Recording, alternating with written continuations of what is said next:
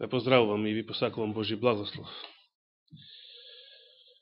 Се надевам дека мејата сабота имавте едно прекрасно искуство со нашите гости, особено со проповедта на брат Часлав, која што мене ме подсети на моите почетоци во црквата, на мојата тогашна прва љубов, која што гледаше да дојде во црква и покрај сите прогонства. Иако, може би, никогаш немаше да отидам до таму, значи, толку голема љубов, со женски сандали да отидам во црква. Тука признам дека, може би, тоа никогаш немаше мене да ми се случи.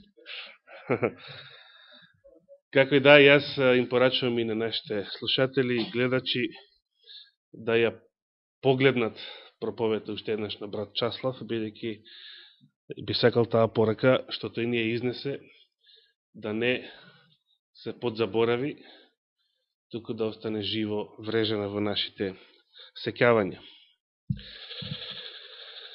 Сега мора да продолжите со мене, значи со стариот учител.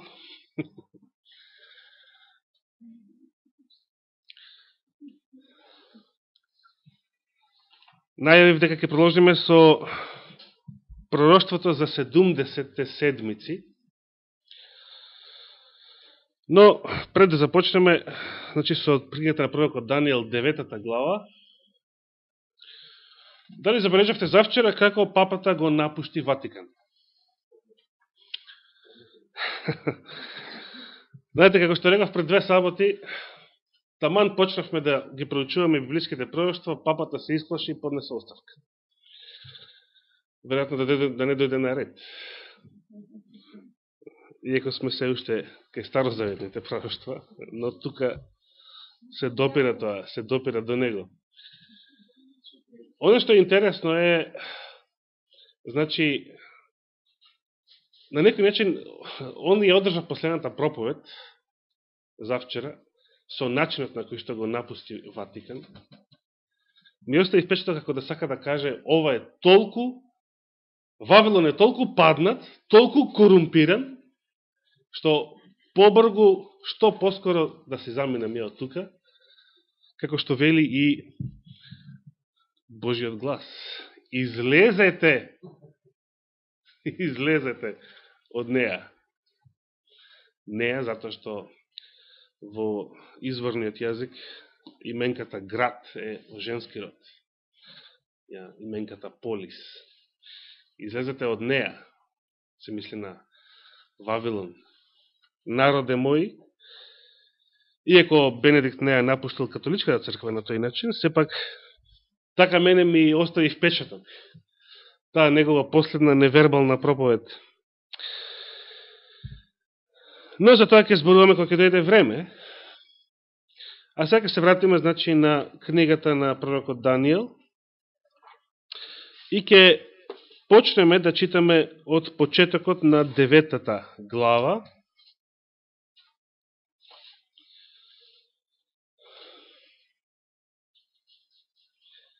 Данијел 9 глава.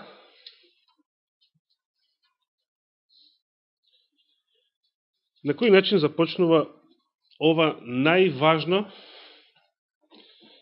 пророштво, временско пророштво, кое што Господ го дал и кое што се наоѓа на страниците на Светото Писмо. Најважно затоа што со тоа пророштво е предскажано многу векови однапред точното време на доаѓањето на Месија. Првпат Господ кажува точно време кога ќе го испрати својот син, спасителот на светот на оваа земја. Но како се случило тоа? Значи, како Данијел го добил тоа видение? Тој ни кажува на почетокот од првиот стих: во првата година од царувањето на Дарий, синот на Ксеркс, од Мидијски род, кој беше поставен за цар над Вавилонското царство, во првата година на неговото царување, јас, Данијел, го разбрав. Што разбрал Данијел?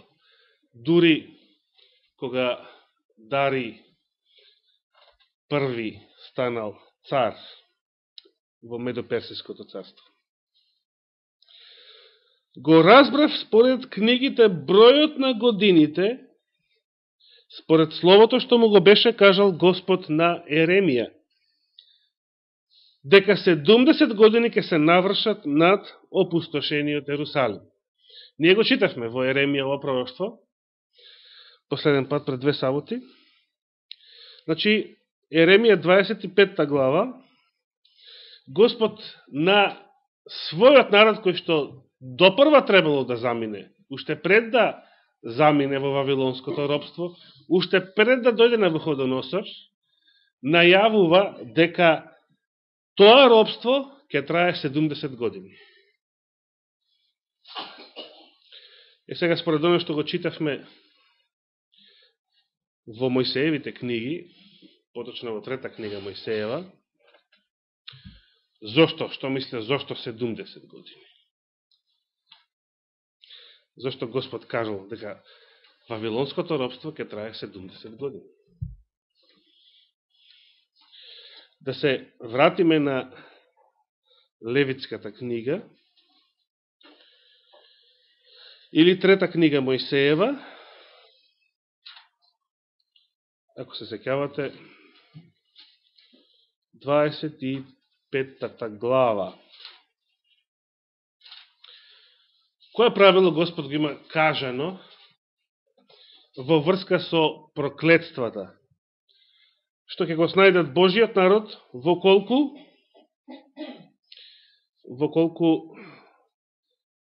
тој народ отпадне од Бога, од верата, во колку тој народ стане непослушен на Господа. Господ рекол во 25-та глава се зборува за робството, се зборува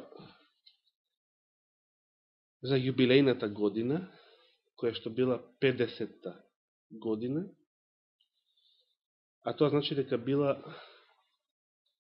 после 7 саботни години. Што беше тоа саботна година? Значи, секоја 7 година би требало земјата да се одмара, секоја 7 година земјата празнува сабота, и после 7 саботни години, значи по 49-та година, која што била саботна година, што ме 49-та, значи 7-та саботна година, следува 50-та, која што исто така требало да биде за земјата неработна, бидејќи била јубилејната година. Да не се задржуваме премногу сега на неа, и што таа била и значала, во следната 26 глава, кога се набројуваат проклетствата, ќе се подсетиме на зборовите што ги читавме од 32 стих па надолу. Значи, во врска со отпадот и непослушноста на Божиот народ, кога год тоа ќе се случи, ќе ја запустам земјата ваша, вели Господ, така што ќе се чудат над неа непријателите ваши, што ќе живеат во неа. Вас па ќе ве растурам меѓу народите и ќе направам да ве гонат со изваден меч. Земјата ваша ќе биде пуста и градовите ваши разрушени. Тогаш, 34 стих, тогаш земјата ќе надомести за своите саботи, преку сите денови, додека биде пуста. Левитска 26 глава, 34 стих.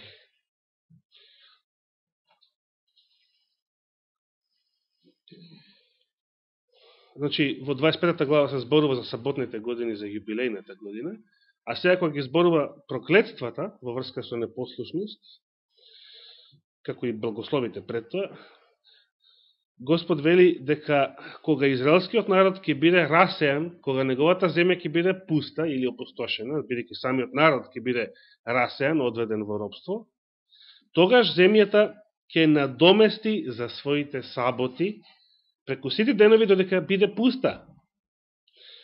Додека вие бидете во земјата на непријателите ваши, земјата ќе си почива и ќе надомести за своите саботи. Што значи да ќе надомести за своите саботи? Таа ќе почива за сето време додека биде пуста, што не почиваше за сите саботи ваши кога живеевте во неа. Како што сведочи целата книга на пророкот Еремија, па подоцна и пророкот Езекијел. Значи, кога израелскиот народ бил во отпад, тој не ги почитувал ниту саботите Господови, а со самото тоа не и дозволувал ни на земјата да ги почитува, да ги држи, да ги празнува неизините саботи, односно саботните години. Со помош на саботните денови, че секој седми ден сабота, и саботните години, секоја седма година сабота за земјата, правевме паралела помеѓу ден и година во библиските пророштва. Даниел дори во времето на царот Дари, значи во длабока своја старост, вели дека го разбрал според книгите бројот на годините кои што Господ ги кажал, ги најавил преку Еремија, 70 години ќе се навршат над опустошениот Ерусалим. И сега врз база на што го прочитавме во Левит 26 глава, зошто 70 години, веројатно толку требало за земјата да ги надомести своите саботи.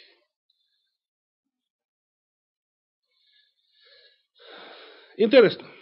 70 години од една страна изгледа многу, во споредба со човечки век, но историски не изгледа многу. Како што знаеме, дури ако читаме понатаму во Неемија, во Езра,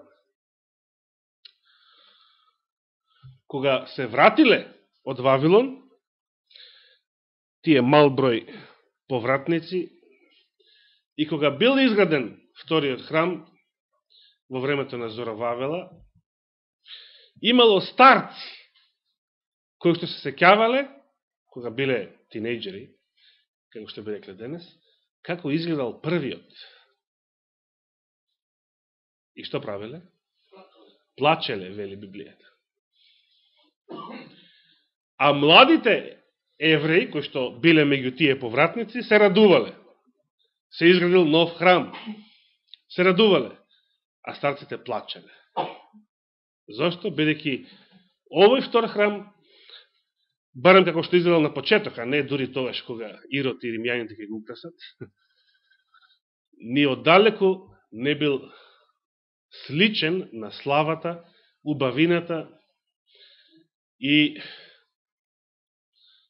сето она што го красало првиот Соломоновиот храм.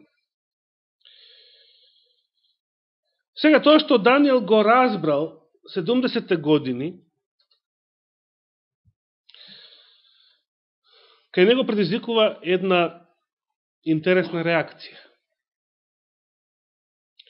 Третиот стих вели: и го свртев лицето свое кон Господ Бог со молитва и со пост во врекиште и пепел. Зошто? Зошто вака? Зошто ваква реакција?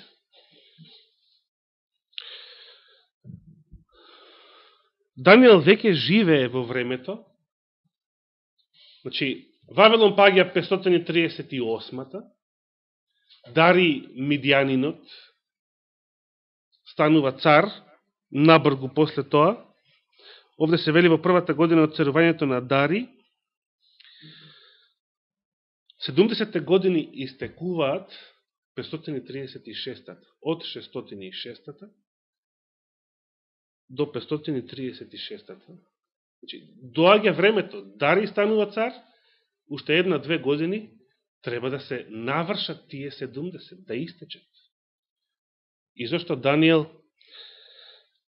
се обраќа кон Господа во молитва и пост во врекиште и пепел, како што бил тогаш старозаветниот обичај на само понизување. Четвртиот стих ни вели: и му се молев на Господ мојот Бог, се исповедав и му реков: те молам, Господи Боже велики и чудесен, кој пазиш на заветот и имаш милост за оние кои те сакаат и кои ги пазат Твоите заповеди. Сгрешивме, вршавме беззаконија, дејствувавме нечесно, се противевме и отстапивме од Твоите заповеди и од Твоите наредби. И не ги слушавме Твоите слуги пророците, кои им зборуваат Твое име на царевите наши и на достоинствениците наши, на татковците наши и на сиот народ од земјата. Зошто Даниел ги зборува овие?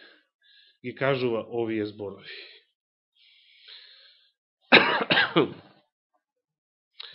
Видите, да беше Даниел адвентист, веројатно вака би реагирал.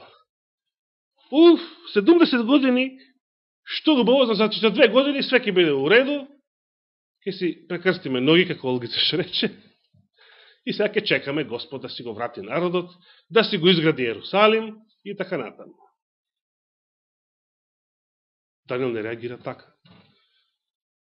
Никаде во Библијата не постои основа пророчките времења да ги разбираме, да ги земаме здраво за готово, како нешто што мора да се исполни, без оглед какви сме ние, кои сме ние и што сме ние. Даниел гледа дека се навршува времето, а од Божиот народ не постои никаков знак, ниту за покаяние, ниту желба за враќање во Ерусалим. Едноставно, животот во Вавилон, па толку децении поминале, се создале навики, и што сака да ги враќате во некоја пустелија, во некои разурнати провинции, опустошени. Па кој има желба тоа да го направи? Па кој од нас би сакал такво нешто? Зарем не ни е удобно што живееме тука, во главен град, во сета комоција. Значи, Даниел знае дека и од овие зборови на Еремија може да нема ништо, во колку Божиот народ нема желба, интерес, па дури ако има, да не е подготвен Господ да го исполни својот благослов.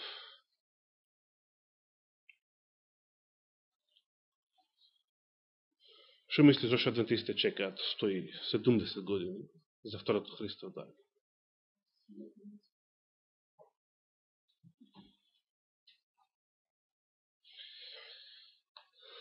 Прашање за размислување. Господ сакал да поминат 170 години, да изумрат генерации на верници.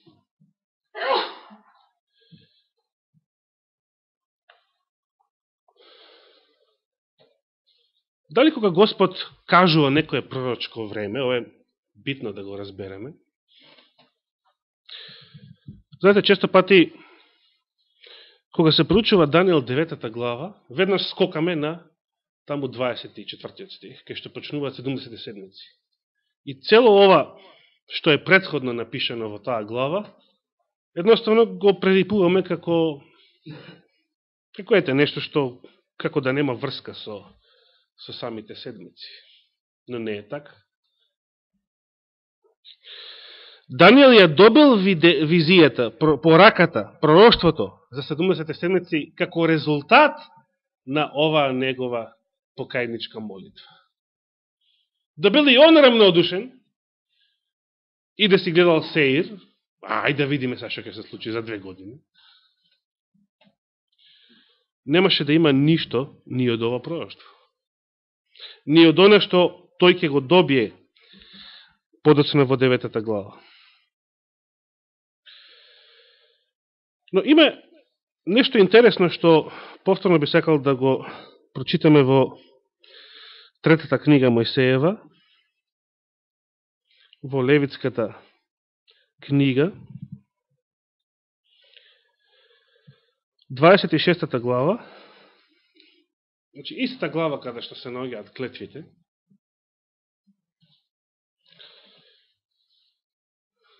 Малку понапред во 18 стих. Значи до тогаш, до 18 стих, Господ кажува клетви преку Мојсеја. Му кажува клетви на израелскиот народ, во колку отпаднат и станат непослушни. Но потоа во 18 стих вели, ако и покрај сето ова не ме послушат, тогаш што ќе направи? 7 пати ќе ја зголемам казната за гревовите ваши. И тоа е многу битен момент. Господ најавува, ако и покрај овие казни и проклетства, и понатаму сте непослушни, тогаш 7 пати ќе ја зголемам вашата казна. Што се однесува до израелскиот народ, овие зборови представуваат вовед во едно многу интересно пророштво, кое што некогаш овој месец, се надевам, ќе имаме прилика да го проучиме. Пророштво кое што допира, значи, до средината на 20. век. Ова 7 пати. 7-кратно зголемување на казната. Но во контекст на 70 години од Еремија, Даниел разбрал дека ако Божиот народ не е заинтересиран, ако Божиот народ не се покајал, ако Божиот народ не е подготвен да се врати, ако едноставно не сака да се врати, ако му омирил животот во Вавилон,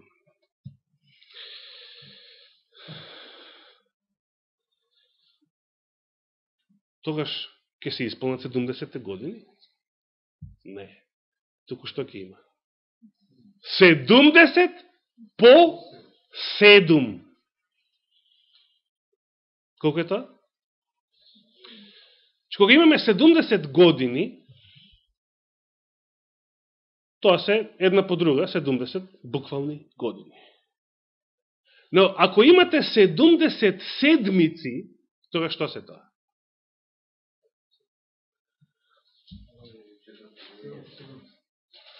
Тогаш се тоа какви години? Значи, 70 години, ево вака да речем, 70 години се 70 обични години, една по друга. А 70 седмици, за кои што станува збор во истата глава, се 70 саботни години. Значи, обични години, по 7 стануваат саботни години, бидејќи секоја 7 е саботна година. Даниел знаел дека пророчкиот период може да стане многу поголем. Далеку поголем и од тие 70 години, ако Божиот народ не сака, не е спремен, не е заинтересиран да се врати во ветената земја. Ако не се покајал.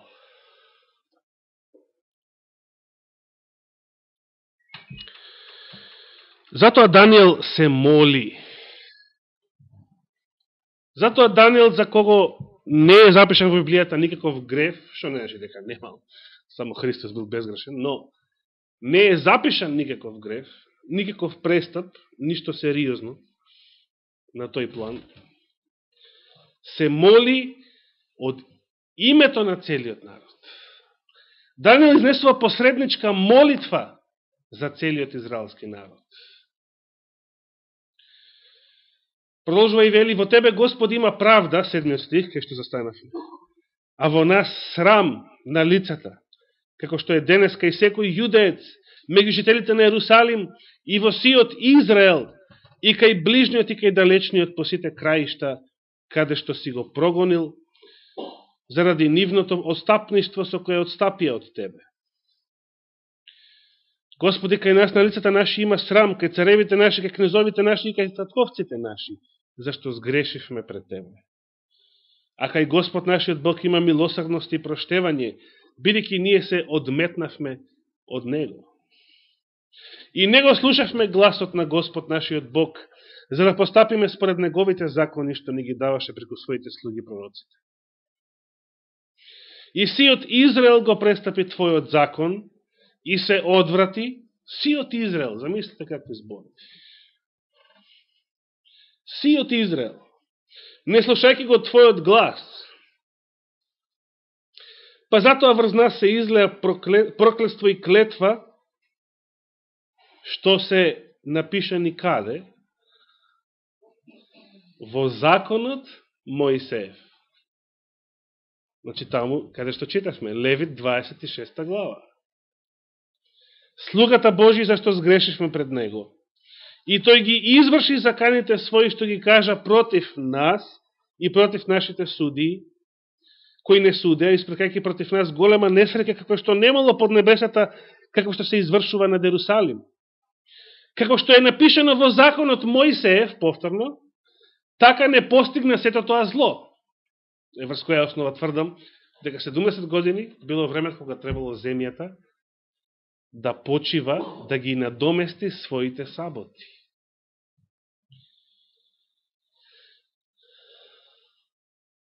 Но не го молевме Господа, нашиот Бог. Не се обративме од беззаконијата своји, за да ја разбереме твојата вистина. Еве го сега тој момент, каде што Даниел е свесен дека и покрај сите овие зла, Божиот народ не се покајал до сега. Не го молевме Господа нашиот Бог, не се обративме од беззаконијата своји. Господ беше подготвен за тоа зло и го испрати врз нас, зашто е праведен нашиот Господ Бог во сите своји дела што ги врши, но ние не го слушавме гласот Него.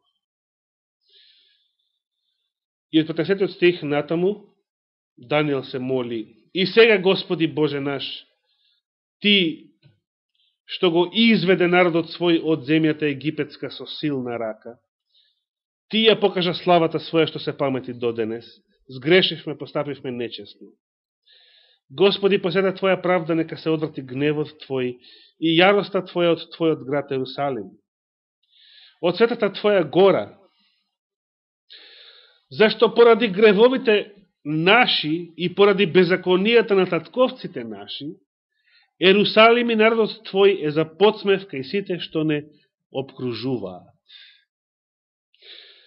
А сега чуј ја, Боже наш, молитвата на Твојот слуга и неговото усрдно молење, па заради Тебе, Господи, погледа се светлото своje лице на опустошеното Твое светилиште.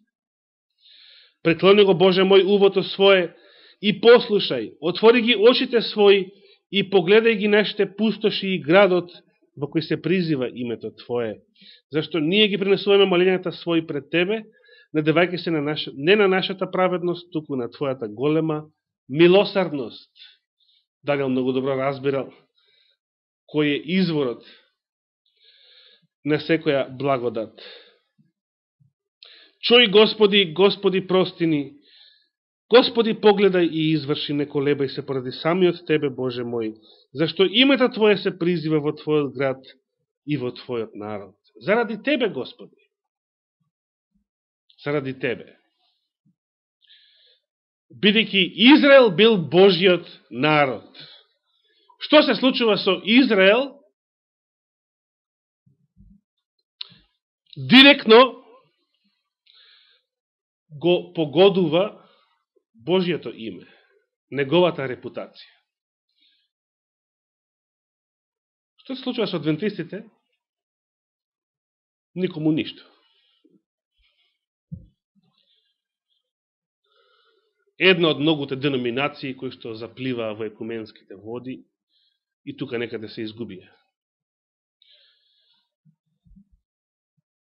Но, што се случило со Израел, само Израел бил Божиот народ, тоа се одразувало врз Божијата репутација, неговото име.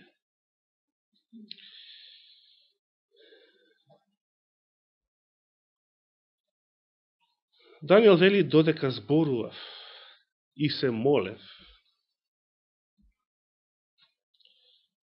и ги исповедав гревовите своји и гревовите на мојот народ Израел,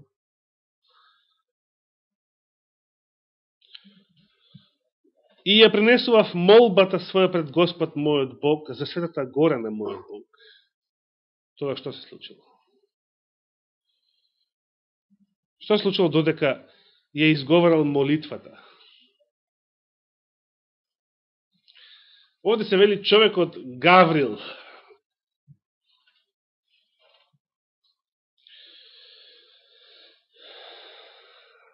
Габриел. Во Библијата од Гаврил, сватив кој бил Гаврил,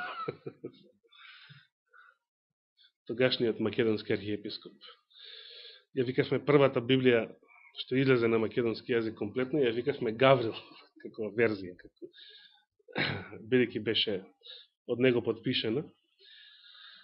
Но Гаврил е всушност преиначено еврејското име Габриел, со кој што се нарекува најмокниот херувим до Божиот престол, како што тоа некогаш бил Луцифер. Зошто се нарекува човекот Гаврил? Зошто Данијел така го нарекува? Кога Божите ангели се јавуваат на луѓето, било кога во историјата на Божиот народ, како се јавуваат? Како човек. Значи, навидум се луѓе. Човек. Не постоја тука ни крилја, ни не знам што, било какви уметнички представи, ни ореоли. Тие се јавуваат како човек. И најчесто и не можат да се разликуваат од обичен човек. Дури кога ќе направат нешто необично. Нешто суперменско. Така да се изразам. Ќе се види дека не се обични луѓе. Кога дошол Габриел? Кога дошол Габриел? Кога интервенирал Габриел? Не по своја иницијатива, туку по Божија заповед, секогаш. Додека Данијел се молел. Кога Господ може да направи нешто за нас, било во нашиот приватен живот, било како црква?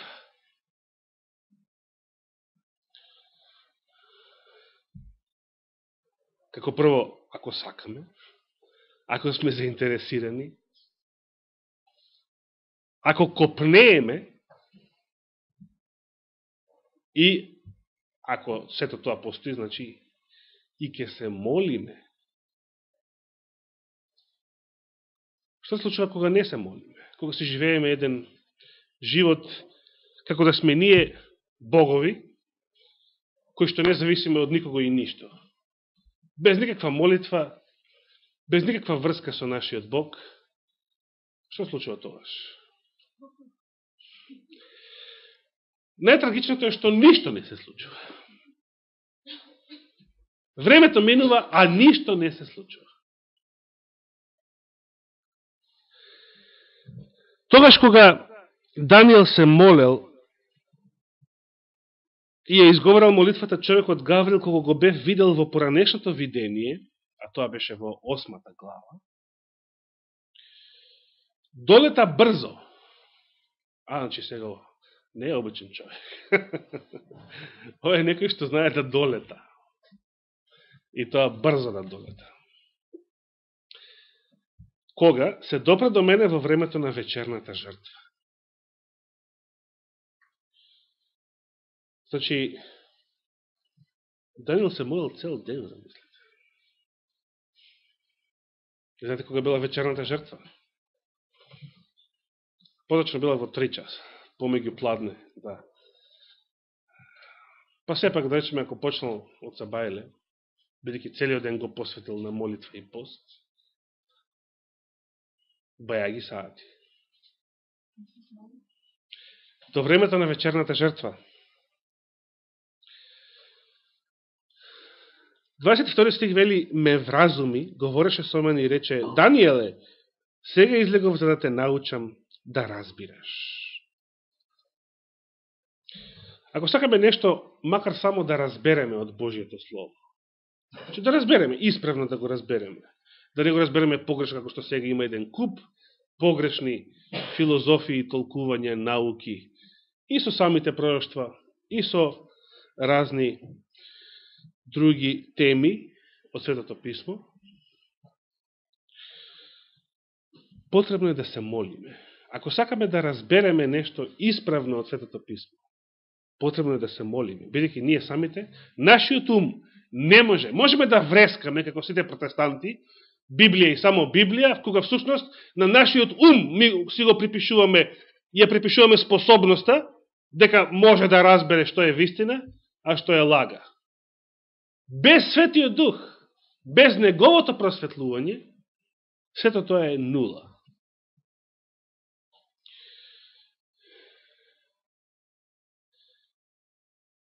Дваесет стих, што му вели Гаврил, како што е наречен на македонски, традиционално, на пророкот. Во почетокот на твоето молење се појави твојот збор. И јас дојдов да ти го соопштам.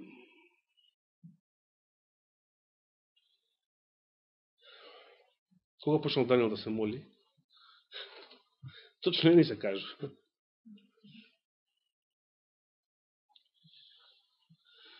Колко време му требало на ангелот да долета? Се види дека долетал брзо. Знаете каде се наоѓа Новиот Ерусалим?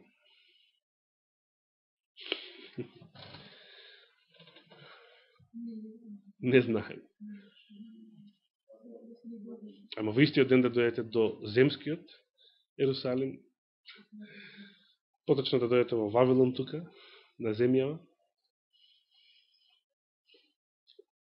на вистина долетал брзо. Иако тој вели дека на почетокот на молитвата, тоа е уште побрзо, бидејќи Даниел се молил и постол цел ден. Но баш оваа молитва, што е тука забележена, колку? Па нема ни 2-3 минути. Ако читаме молитвата, значи кај што почнахме да читаме, од 4 стих, до тука, до 19-тиот, колку време ќе помине? Кога вие би се молиле со истите овие зборови, како Даниел, колку време ќе помине? Не знам дали ќе поминат и 5 минути. И види на почетокот, Габриел го напушта Божиот престол со заповед, со порака што треба да му ја соопшти на пророкот и доаѓа на земјата за тие 5 минути. Која брзина е тоа? Од Новиот Ерусалим до земјата за 5 минути. Фантастично.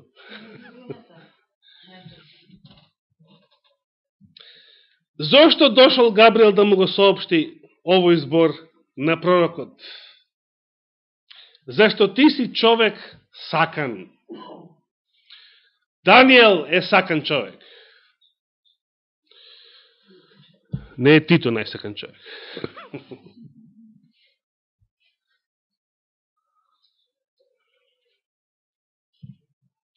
Кога Господ ќе каже дека некој е сакан или возлюбен, во Новиот Завет ќе биде речено за апостол Јован, чија Евангелие го проучуваме. Возлюбениот ученик. Зошто бил сакан? Обично велиме Господ нема миленици, нели? Зарем Господ има миленици? Овој повеќе ми се свига. Јован повеќе ми се свига, Даниел повеќе ми се свига, другите ги сакам, ама овие посебно ми се мили.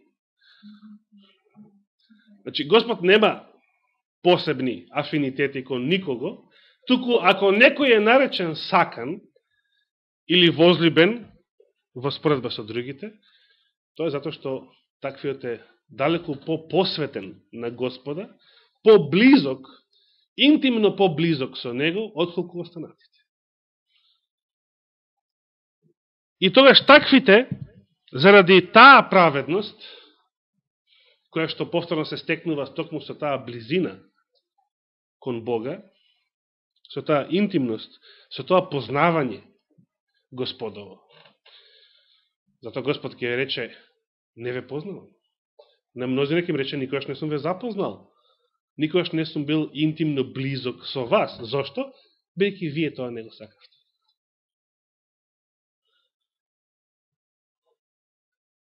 Моето друштво вам не ви беше интересно.